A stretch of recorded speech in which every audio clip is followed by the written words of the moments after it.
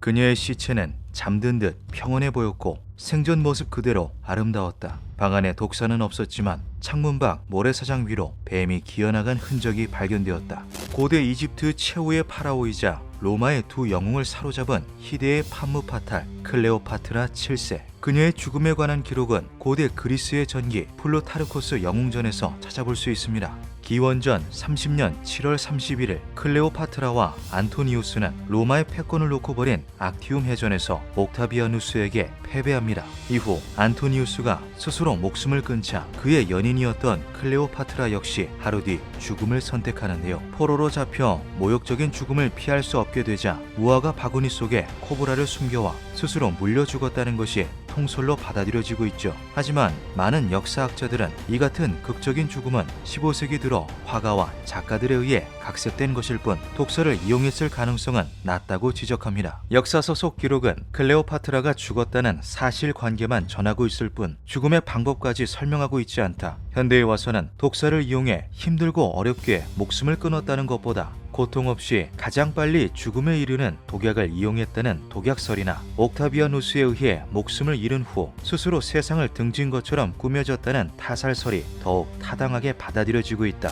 클레오파트라 죽음의 미스터리를 밝히기 위해 전 세계 고고학자들은 수세기 동안 탐사를 진행했습니다. 그녀의 무덤이 발굴된다면 DNA 검사 등을 통해 죽음의 원인은 물론 논란거리로 남아있는 인종적 정체성이나 생존 모습까지도 복원해낼 수 있으리라 생각했죠. 하지만 그 어디에서도 클레오파트라의 마우솔레움, 즉 영묘를 찾지 못했는데요. 지금까지 몇 번이고 추정 장소가 발견되었으나 확인 결과 모두 사실이 아닌 것으로 드러났죠. 그녀는 도대체 어디에 묻혀 있는 걸까요? 단서는 역사에서 찾을 수 있을 텐데요. 로마의 역사가 수에토니우스는 클레오파트라의 죽음 이후 상황을 다음과 같이 기록합니다. 옥타비아누스는 두 사람에게 같은 무덤에 매장하는 영예를 주었고 이미 시작된 무덤 공사를 완공하라는 명령을 내렸다. 기록에 따르면 클레오파트라는 사후 이집트 여왕으로서 예우받으며 연인 안토니우스와 같은 무덤에 나란히 안치됩니다. 이상한 건 무덤 공사에 대한 언급은 있지만 이집트 어디에도 그 흔적이 남아있지 않다는 건데요. 많은 학자들은 그 이유가 잃어버린 고대 도시 알렉산드리아와 함께 침몰했기 때문이라고 주장합니다. 클레오파트라의 시신은 그녀의 조상들이 묻혀있던 고대 항구 도시 알렉산드리아에 묻혔다.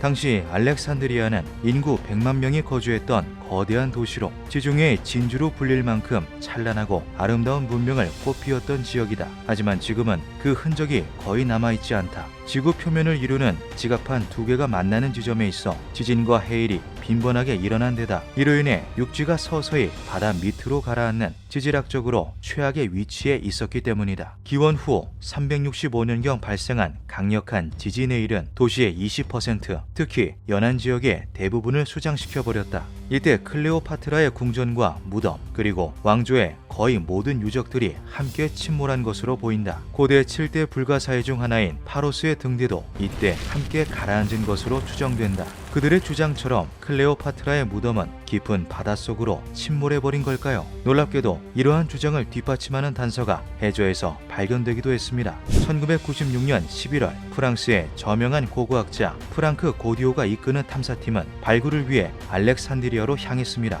알렉산드리아 인근 해역은 군사지역이라 발굴 자체가 불가능한 곳이었는데요. 끈질기게 이집트 정부를 설득해 일부 지역에 대한 발굴 허가를 받은 고디오는 총 3,500번에 달하는 수중 탐사를 진행하였고 프톨레마이오스 시대에 만들어진 동상 등 다수의 유물을 발굴해냈죠. 놀라운 것은 이 과정에서 클레오파트라의 궁전 일부로 추정되는 건물 잔해가 드러난 것입니다. 이후 알렉산드리아 해저 탐사는 세계 각국의 학자들에 의해 다방면으로 이어졌습니다. 시간은 흘러 2009년 12월 영국 가디언은 알렉산드리아 해안에서 발굴을 진행하던 그리스의 해양 고고학팀이 클레오파트라 무덤의 입구로 추정되는 화강암 탐문을 발견했다고 보도합니다. 해저 아래에 묻혀있던 것은 무게 15톤, 높이 7m에 달하는 화강암 탐문이었다. 클레오파트라 7세는 침몰해버린 궁전에 잠들어 있었기에 지상에서 찾을 수 없었던 것이다. 아쉽게도 탐문은 건축물에서 따로 떨어져 나와 문의 형태만 남아있는 상황이라 실제 클레오파트라 무덤이었는지는 확신할 수 없는 상황이었는데요. 해저 발굴 작업을 지휘한 해리 찰라스는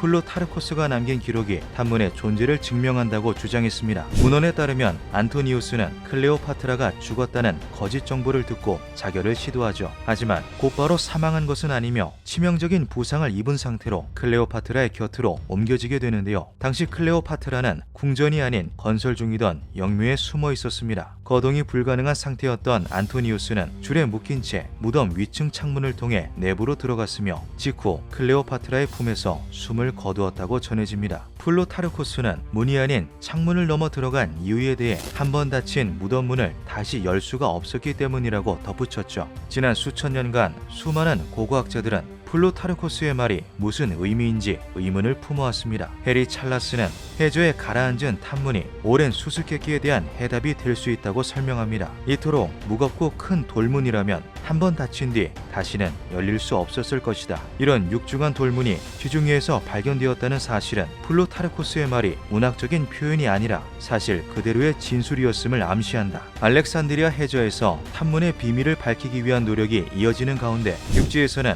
클레오파트라가 지상에 매장되었다고 믿는 이들의 발굴 작업이 한창 진행 중인데요. 도미니카 공화국과 이집트의 합동 발굴팀은 클레오파트라의 시신이 당시 왕조가 세운 고대 신전 타포시리스 마그나 인근에 묻혀있다는 가설을 증명하기 위해 2006년부터 현재까지 10수년간 발굴을 진행해왔습니다. 2010년경부터 클레오파트라의 옆 얼굴이 새겨진 동전 22개, 황금 혀를 가진 미라 16구, 1.8m의 머리가 없는 파라오 동상, 아름다운 얼굴의 여성용 대리석 가면, 동물 뿔로 장식된 장신구 등 클레오파트라와 연관돼 보이는 유물들이 잇따라 출토되면서 기대가 한껏 고조되었죠.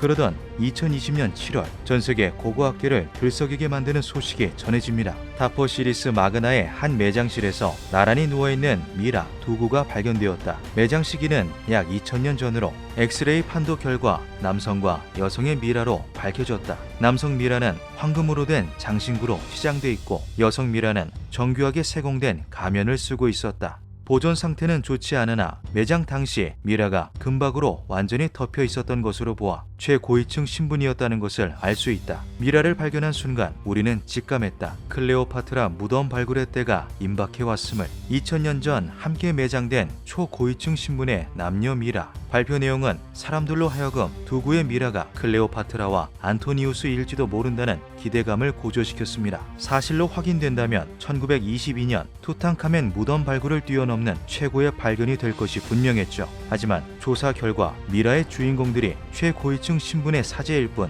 클레오파트라와 직접적인 연관성은 없다는 것이 밝혀지는데요. 마르티네스 박사는 그들이 당시 최고위층 신분의 사제로서 클레오파트라와 교류했을 가능성이 높으며 이는 클레오파트라의 무덤을 찾는 단서가 될 수 있다고 주장했습니다.